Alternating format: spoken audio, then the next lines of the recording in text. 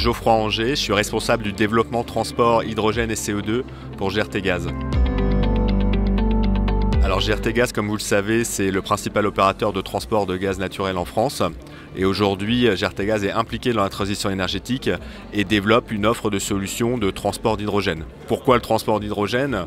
Parce qu'on est convaincu que le transport a apporté deux choses fondamentales au marché de l'hydrogène et c'est ce que demandent les clients. Un, la sécurité d'approvisionnement, en proposant différentes sources d'approvisionnement et en connectant les clients à des stockages. Et deux, la compétitivité, en reliant les clients aux meilleures sources d'approvisionnement au meilleur prix.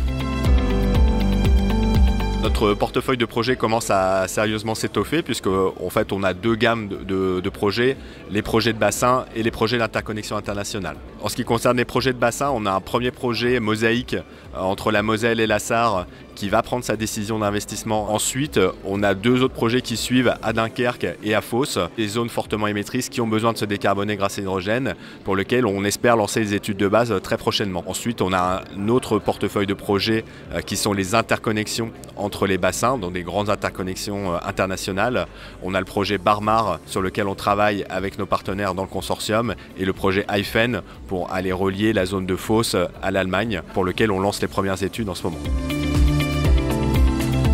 Du point de vue de la régulation, on voit que les choses avancent. Le trilogue touche à sa fin et on va avoir un quatrième paquet réglementaire européen qui va arriver et qui devrait être décliné en loi française. Notre vision à GRTgaz, c'est la nécessité d'avoir un opérateur qui soit indépendant du reste de la chaîne, qui soit transparent, c'est-à-dire qu'il affiche ses conditions tarifaires et qui soit non discriminatoire, c'est-à-dire qu'il permette à l'ensemble des acteurs du marché de se connecter au réseau pour pouvoir accéder donc aux sources les plus compétitives et en toute sécurité de son approvisionnement. Aujourd'hui, on voit dans les bassins que les clients industriels et les producteurs d'hydrogène ont de grandes attentes vis-à-vis des infrastructures. C'est pourquoi on pense qu'il est important aujourd'hui que le sujet infrastructure soit pris en charge dès maintenant dans la future stratégie nationale hydrogène française.